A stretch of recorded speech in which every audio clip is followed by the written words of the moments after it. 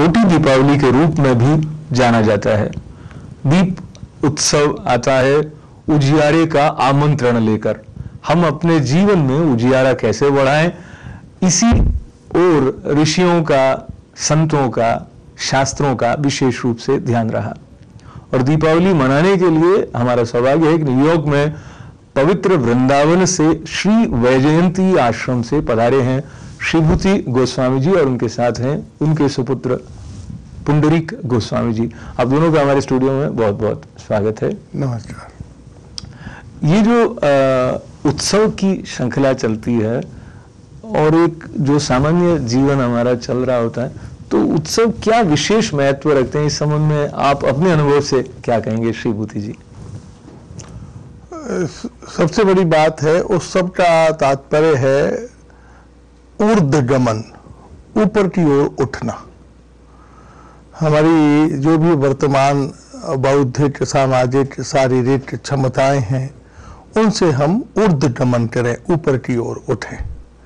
और उसके लिए सबसे ज़्यादा अपेक्षित है, अनिवार्य है, जीवन में उत्साह होना। अगर छात्र विद्यालय जा रहा है और उत्साहपूर्वक अध्ययन करता है तो विद्या की वृद्धि होती है। अपने व्यापार के प्रति यदि हम बहुत लगन से और सत्य से और समर्पण से कार्य करते हैं तो उसमें आर्थिक वृद्धि होती है। स्वास्थ्य के प्रति अगर हम व्यायाम आदि करें उत्साहपूर्वक तो हमें स्वास्थ्य की प्राप्ति होती है। उसी प्रकार अत्यंत विश्वास और समर्पण के साथ हम उपासना करें तो हमको आध्यात्मिक शक्ति की और अनुभूति की प्राप्ति होती है। तो उस सब का प्रतीक है कि हम अपने जिस कार्य को कर रहे हैं उसमें बहुत ईमानदारी के साथ, सत्य के साथ, मेहनत के साथ उसे आगे बढ़ें और हमारी अपनी व्यक्तिगत उन्नति के साथ सारे समाज और सारे विश्व को भी हम उन्नति की ओर आगे ले जाएं। महात्मा गांधी अपने विचारों में थे, लेकिन पूरे देश के प्रति उन्होंने अपने एक स्वतंत्रता और शांति और समाधान की ओर आगे बढ़े। उसी प्रकार मीराबाई ने तो अपने प्रेम में भजन गाए, लेकिन आज हर भक्त उन भजनों के माध्यम से श्री कृष्ण को पाना चाहता है। उसी प्रकार से उत्सव हमारी व्यक्तित्व की वृद्धि करता है, हमारे कृतित्व को पवित्र करता है और हमारी निष्ठा को सुदृढ़ करता है।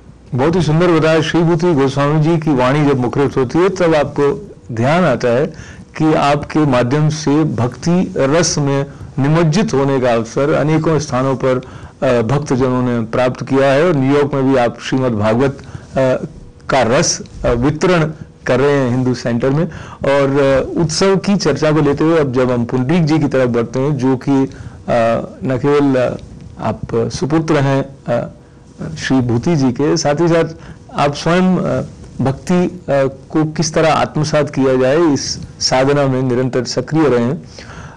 जिस युग में हम जी रहे हैं पुंडरीक जी, और जिस तरह का वातावरण है, हम बात करते हैं इंटरनेट की, सेल फोन की, फिल्मों की, जिस तरह के चलचित्र आते हैं उनकी, ऐसे में जब आप अभी तक 19 ही बरस के हुए हैं, तो जब हम बड़े हो रहे होते हैं तो भक्ति की तरफ जाना सरल होता है या कठिन होता है? भक्ति की तरफ बढ़ना जी हर क्षण अत्यधिक बहुत सरल है।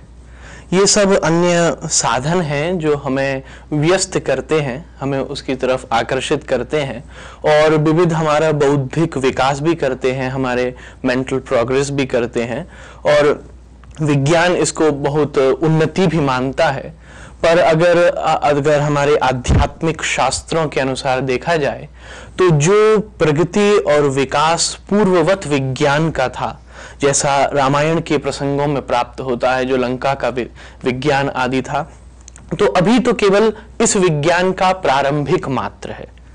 जैसा श्रीमद् भागवत के तृतीय स्कंध में प्राप्त है कि ये ब्रह्मांड एक अंड रूप में था और वो अंड विदीर्ण हुआ जिससे साक्षात नारायण उत्पन्न हुए, नारायण की नाभि से कमल उत्पन्न हुआ, कमल से ब्रह्मा जी उत्पन्न हुए और विज्ञान के अनुसार उसी को एक न्यूक्लियस के अंदर जब बैंग हुआ, which is known as the big bang theory, और कहते हैं वो न्यूक्लियस वहीं पर था। अभी इतने तक हम पहुंचे हैं कि बिग बैंग थ्योरी हुई, बट हमारे शास्त्र में वर्णन है कि वो अंड कहां से आया, अभी विज्ञान वहां तक नहीं पहुंचा है कि वो न्यूक्लियस कहां से आया। तो ये विज्ञान के विविध विकास हैं, इसके द्वारा भी, इसके माध्यम से भी हम और सत्य का प्रकाश कर सकते हैं।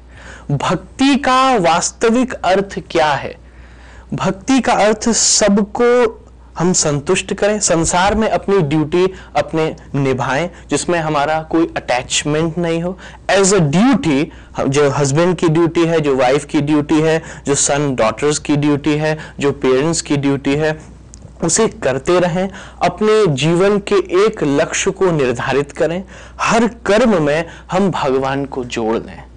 अगर हम घर में भी कोई कार्य कर रहे हैं, इसलिए जैसे वैष्णव धर्म में या शास्त्रों में कहा गया कि आप कुछ बना रहे हो तो वो भगवान के लिए बनाओ, भगवान को भोग लगाओ। क्यों? क्योंकि अगर हम अपने लिए बनाएंगे तो वो हम कर्म कर रहे हैं और उस कर्म की भाग्य स्थापना, डेस्टिनी बन रही है, और आगे समय आने पर हमें उस डेस्टिनी को भुगतना पड़ेगा। We are here not to fulfil our desires, in fact we are here to fulfil our destiny. But अगर हम भगवान को उद्देश्य बना के कोई कर्म कर रहे हैं तो वो फिर हमारी डेस्टिनी का निर्माण नहीं कर रहा। वो बात तो है ही है कि भगवान को लगाने के बाद हम ही पाएंगे, सब लोग ही खाएंगे। तो भगवत उद्देश्य से जब वो कर्म हो रहा है तो वही भक्ति है, सब तरफ भगवान के आनंद को महसूस करना। डॉक्टर रमन कहते हैं नियरिंग ब्यूटी गॉड इनकार्नेशन। जो भी सबसे समीप का सौंदर्य है वो भगवान का प्रतिरूप है। हर एक समाज में, हर एक अंडज उद्भिज स्वेदज जरायुज तुरीयबद्ध ज्ञाता ज्ञात, हर स्थिति में भगवान के स्वरूप को, सौंदर्य को देखना ही भक्ति है। तो उसे किसी भी रूप से बढ़ाया जा सकता है और प्राप्त किया जा सकता है। बहुत ही सुंदर कहा पुंडरीक जी ने। और जब हम श्रीभूति जी को और पुंडरीक जी को श्रवण करते हैं तो हमें लगता है कि कितना सौंदर्य मनुष्य के भीतर है, जिसको प्रकट करने की सामर्थ्य भी उसके अंदर है। और एक जो आनंद की सहज धारा आपकी बात के साथ प्रवाहित होती है वो सब तक पहुंचती है, उनका स्पर्श करती है, उनको छूती है। श्रीभूति जी, फिर एक बार आपकी तरफ मैं बढ़ता हूँ। उन्होंने कहा कि we are not here to fulfil our desires but to fulfil our destiny. और श्रीमद् भागवत की दृष्टि से अगर हम देखें तो क्या डेस्टिनी ह्यूमन बीइंग्स की है? क्योंकि बहुत लोग समझते हैं कि वो विवश हैं, हेल्पलेस हैं, सिचुएशंस उनको खिलाती रहती हैं और उन्हें खेलना पड़ता है और उन्हें अपने जीवन को जो समाज की अपेक्षाएं हैं उसके अनुसार डालना होता है। तो अगर कोई अपनी डेस्टिनी को जानना चाहे तो श्रीमद् भागवत उसे क्या संकेत देती है? सबसे बड़ी बात है कि श्रीमद् भागवत है एक दर्पण के रूप में, और अप्राकृतिक दर्पण है। हम हनुमान चालीसा का पाठ करते हैं तो उसमें श्री गुरु चरण सरोज रज निज मन मुटुर सुधार, तो हमारा मुटुर कहते हैं शीशे को, दर्पण को। और उसी प्रकार से चैतन्य महाप्रभु जो राधा कृष्ण के मिलित तनु हैं, उन्होंने कहा चेतो दर्पण मार्जनम भव महादावाग्नि निर्वापणम श्रेय कैरवि चंद्रिका वितरणम विद्या वधु जीवनम आनंदाम्बुदिवर्धनम प्रतिपदम पूर्णामृतास्वादनम सर्वात्मस्नपनम परम विजयते श्री कृष्ण संकीर्तनम।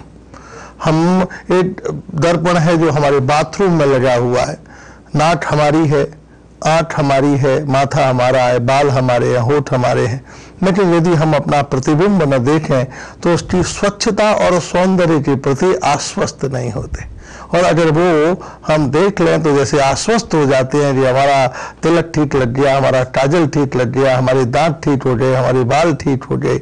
उसी प्रकार श्रीमद् भागवत एक अप्राकृतिक दर्पण है जिसमें हम झांकें तो हमारा बोलना, हमारा सुनना, हमारा देखना, हमारा स्पर्श करना, हमारा चलना, हमारा गमनागमन, अवलोकन, हसन दसन बिलोकन, उड्डयनोत्थापन, जो नखशिख सारा व्यवहार है वो ऐसा हो जिसमें हमारे व्यक्तित्व की परिछाया हो और समाज की मर्यादाएं, शास्त्रों के निर्देश विद्यमान हो।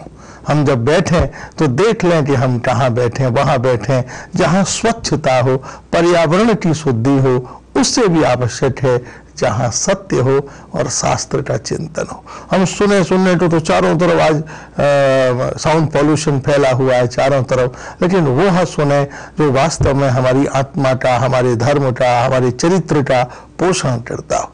और उस वातावरण में यदि हम रहते हैं तो हमारी डेस्टिनी, हमारा जो कर्म, हमारा जो प्रारब्ध है वो स्वच्छ होता है, सुदृढ़ होता है, और हम वास्तव में अपने मानव जीवन का जो लक्ष्य है, अभिप्राय है, प्रयोजन है, ये जो बीच की बातें हैं कि हमने घर बना लिया, 2 बच्चे पैदा कर लिए, भोजन का प्रबंध कर लिया, ये तो हाथी भी कर रहा है, घोड़ा भी कर रहा है। हाथी कौन सा ऑरेंज जूस पीता है, या बादाम खाता है, या किशमिश काजू खाता है, या चमनप्राश पीता है, केवल टेढ़ी मेढ़ी पत्ती और टहनियां ठाके वो कितना बलवान है। चैंटी भी चलती है, उसके लिए तो किसी उसे फिजियोथेरेपिस्ट के पास जाने की जरूरत नहीं पड़ती। उसी प्रकार भगवान ने मनुष्य को सारी क्षमताएं दी हैं, और ये जो जीवन के संसाधन है ये केवल साधन है, हमारे जीवन का लक्ष्य नहीं है। जीवन का लक्ष्य है भगवान से प्रेम करना, और उस प्रेम पूर्ण जीवन से सारे समाज को सुंदर बनाना। अगर ये प्रेरणा हमें कहीं से मिलती है तो वो श्रीमद् भागवत है, जिसकी हर कथा, हर चरित्र, हर स्वरूप हमको उस आनंद की ओर ले जाता है। इसलिए श्रीमद् भागवत के प्रारंभ में लिखा हुआ है श्रीमद्। मद का मतलब होता है किसी का सार, एसेंस। मद, जब हाथी में मद चढ़ता है, वैसे तो एक पतली सी रस्सी से बंधा हाथी झूमता रहता है, लेकिन जब उसका मद चढ़ता है तो फिर वो उस दिन रस्सी नहीं तोड़ता, वो रस्सी जिस पेड़ से बंधी है उसी को उठाकर फेंक देता है। ऐसे हमारे अंदर का जो मद है, अर्थात वो आनंद है, उस आनंद की जब हमें प्राप्ति हो जाएगी तब ये छोटी छोटी जो बातें हैं, हम इनसे ऊपर उठकर वास्तव में जीवन के वास्तविक आनंद को समझ सकेंगे। और उस आनंद में दुख नहीं है, उस आनंद में दुष्प्रारब्ध नहीं है, उस आनंद में किसी तरह का क्षय नहीं है, वो नित्य बढ़ता जाता है। अभी हमने नमक में आनंद माना, लेकिन वो कब तक था जब तक जीव की नोट पर था, नीचे उतरा तो उसने हमें ब्लड प्रेशर दे दिया। चीनी ने हमें आनंद कब तक दिया जब तक जीभ पे था, नीचे उतरी तो डायबिटीज दे दी। नमक के आनंद का अति ब्लड प्रेशर है और चीनी के आनंद की अति डायबिटीज है, लेकिन कृष्ण प्रेम का ऐसा आनंद है जिसमें कोई रोग नहीं होता, भगवान से संयोग बनता है और हम उस आनंद की परावृत्ति में पहुंच जाते हैं, जो केवल भागवत से संभव है। ये भागवत में जो मधुर रस है उसके बारे में श्री विभूति गोस्वामी जी ने इतना ढंग से कह दीजिए या अनुभूति के साथ हमें बताया। और पुंडरीक जी, आप की तरफ मैं बढ़ना चाहता हूँ। श्री विभूति जी ने कहा समाज की मर्यादाओं की ओर ध्यान देते हुए, या जो मर्यादित समाज है वहां रहे, मगर समाज की मर्यादाएं तो टूट रही हैं, और जो कुछ हम अपने आसपास देखते हैं उससे प्रतिस्पर्धा का भाव बढ़ता है। और अगर हम ऐसा कहते हैं कि जो कुछ ये है, मकान होना या 2 बच्चे हो गए, ये पर्याप्त बात नहीं है और इससे अतिरिक्त, इससे आगे कुछ आनंद है, तो लोगों को लगता है ये बात तो मेरे लिए नहीं है, क्योंकि मुझे तो ये जो तात्कालिक सुख हैं इनमें अधिक रस, इनकी ओर अधिक आकर्षण है मुझे तो क्या जो प्रेम जिसकी चर्चा श्री विभूति जी कर रहे हैं, जिसमें श्री कृष्ण भगवान से प्रेम है या भगवान या ब्रह्म तत्व से प्रेम है, उसके प्रति कुछ मनुष्य विशेष हैं जो उसके लिए बनाए गए हैं और बाकी लोगों